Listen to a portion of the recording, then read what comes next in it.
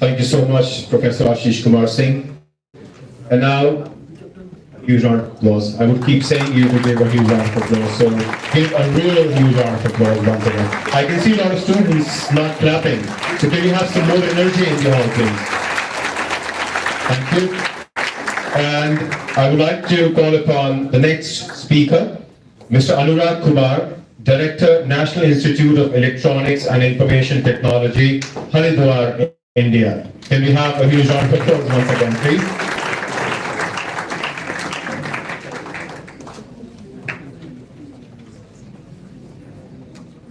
आज के कार्यक्रम के मुख्य अतिथि माननीय मंत्री जी और संस्थान के chairman, vice chairman, director general Ashish Kumar Singh साहब, डायरेक्टर साहब, डियर स्टूडेंट्स, एकेडमिशियंस, सभी पार्टिसिपेंट्स, आरआईटी के फैकल्टीज, सभी को वेरी गुड आफ्टरनून। अभी जिक्र इलाहाबाद का हुआ तो मुझे लगा मुझे भी करना चाहिए। आशीष कुमार सिंह साहब MNIT के प्रोफेसर हैं, मैं वहाँ का छात्र रह चुका हूँ और माननीय मंत्री साहब हमारे इलाहाबाद यूनिवर्सिटी के पास आउट हैं। हमारी डिग्री पर भी इलाहाबाद यूनिवर्सिटी लिखा हुआ है, तो एक त्रिवेणी का परिणाम वहाँ होता है। आज इस मंच के माध्यम से 3 लोग यहाँ पर एक ही मंच में लगा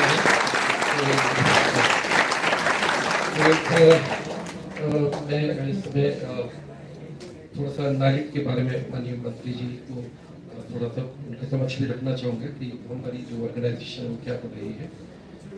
national Institute of Electronics and Information Technology, ये Ministry of Electronics and Information Technology Government of India की ऑटोनोमस साइंटिफिक सोसाइटी है और हमारे जो गवर्निंग काउंसिल है उसके अध्यक्ष होते हैं वो माननीय मंत्री इलेक्ट्रॉनिकी एवं सूचना प्रौद्योगिकी मंत्री होते हैं।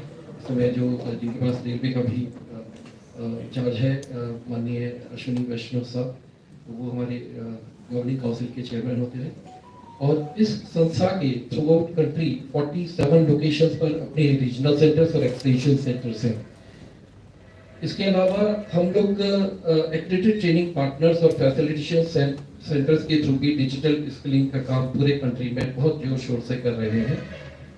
करीब 750 हमारे ट्रेनिंग पार्टनर्स हैं और 4100 से ऊपर हमारे फैसिलिटेशन सेंटर्स से थ्रू आउट कंट्री। ये जो 47 सेंटर्स की मैंने बात की, 47 हमारी रीजनल सेंटर एक्सटेंशन सेंटर्स हैं, मुझे बताते हुए बड़ा हर्ष होता है यहाँ पर कि इनमें से अधिकतर ऐसे हैं जो ऐसी रिमोट लोकेशंस पे हैं जहाँ पर कंट्री के जो प्रीमियर इंस्टीट्यूट्स हैं उनकी प्रेजेंस बहुत कम है या नहीं है।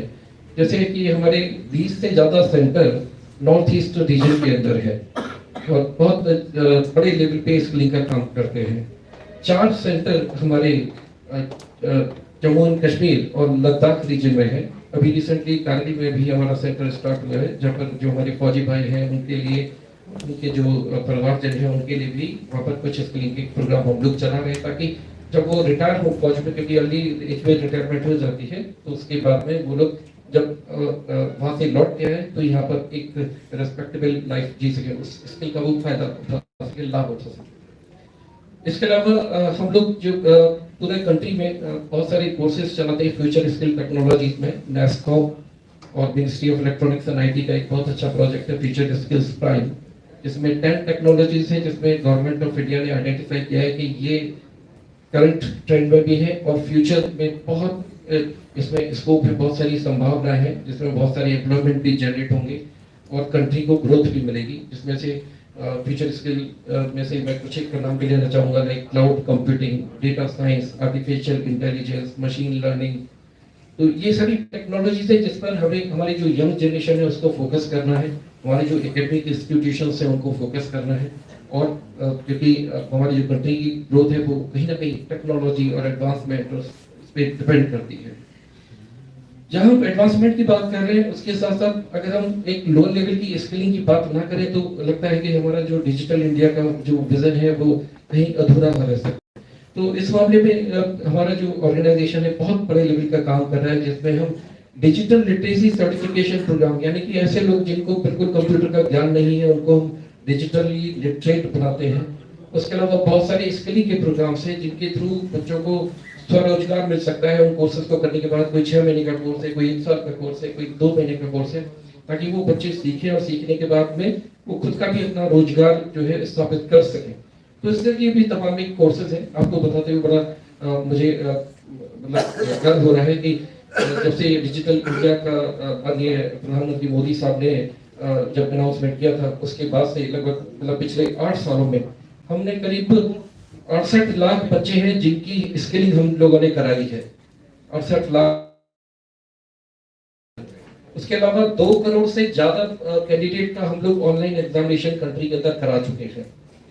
तो बहुत बड़ी फिगर है, काफी बड़े लेवल पे काम कर रहे हैं। 12 लाख से बच्चे ऐसे हैं जो कि हमारे schedule caste schedule tribe category को बिलोंग करते हैं और थ्रू कंट्री हम उन लोगों के लिए फ्री ऑफ कॉस्ट स्किलिंग करा रहे हैं, जिसमें मिनिस्ट्री ने बहुत बड़ा रोल प्ले किया है। इसके अलावा एआई और स्किल की रिक्वायरमेंट पे मैं थोड़ा सा पहले ही आप लोगों से डिस्कस कर चुका हूँ, बट एक चीज जो मैं यहाँ शेयर करना चाहता हूँ कि ये जो स्किलिंग की एक्टिविटी है हमारे एकेडमिक इंस्टीट्यूशंस के साथ साथ हमारे जो स्टूडेंट्स हैं उनकी भी कुछ न कुछ भागीदारी जरूर होनी चाहिए। अगर हम जितने भी एकेडमिक इंस्टीट्यूशन है, चाहे वो इंजीनियरिंग के हैं या ग्रेजुएशन लेवल के हैं, अगर हम इतना टारगेट बना लें कि हर एक स्टूडेंट कम से कम 2 स्टूडेंट को या 3 स्टूडेंट को एक बेसिक लेवल की जो आईटी स्किलिंग है, एटलीस्ट देखिए कंप्यूटर किसी के पास हो ना हो, लेकिन एक छोटा कंप्यूटर मोबाइल के रूप में हर हाथ में जो है वो पहुंच चुका है पिछले कुछ सालों के अंदर। तो वो भी एक छोटा मोटा कंप्यूटर है। अगर हम लोगों को उसको ठीक से ऑपरेट करना बता दें, उससे रिलेटेड जो सावधानियां हैं, साइबर सिक्योरिटी जिसको हम बोलते हैं, साइबर सिक्योरिटी के बारे में उनको ज्ञान दे दें, तो मुझे लगता है एक बहुत बड़े तबके को, बहुत बड़ी पॉपुलेशन को हम लोग डिजिटली लिटरेट भी कर सकते हैं और साइबर जो फ्रॉड्स होते हैं उनके अगेंस्ट उनको सिक्योर भी कर सकते हैं। इसके अलावा गवर्नमेंट ऑफ इंडिया और स्टेट गवर्नमेंट बहुत सारी ई गवर्नेंस सर्विसेज पब्लिक के लिए, मासेस के लिए लेके आई है। बहुत सारे ऐप्स हैं इस तरह के जिनको यूज करके आप घर बैठे बैठे आप बहुत सारी सर्विसेज का फायदा उठा सकते हैं। डिजी लॉकर, उमंग, इसके अलावा जो गैस बुकिंग है, ई हॉस्पिटल है, जीवन प्रमाण है, तो इस तरह के जो एप्लीकेशन है उनके बारे में भी लोगों को अवेयर करने की जरूरत है। तो मुझे तो नहीं लगता है कि हो सकता है कि तो आरआईटी के डायरेक्टर साहब से भी रिक्वेस्ट करूंगा कि कुछ इस तरह का प्रोग्राम स्टार्ट करें कि हमारे जो स्टूडेंट हैं वो पब्लिक के बीच में जाए, आसपास के गांव के जो ये हमारे पास एरियाज हैं वहां जाए, लोगों से इंटरेक्ट करें, उनको इनके बारे में जानकारी दें। इन्हीं शब्दों के साथ मैं यहाँ पर अपनी वाणी को विराम दूंगा और आप सबको बहुत धन्यवाद। Thank you very much.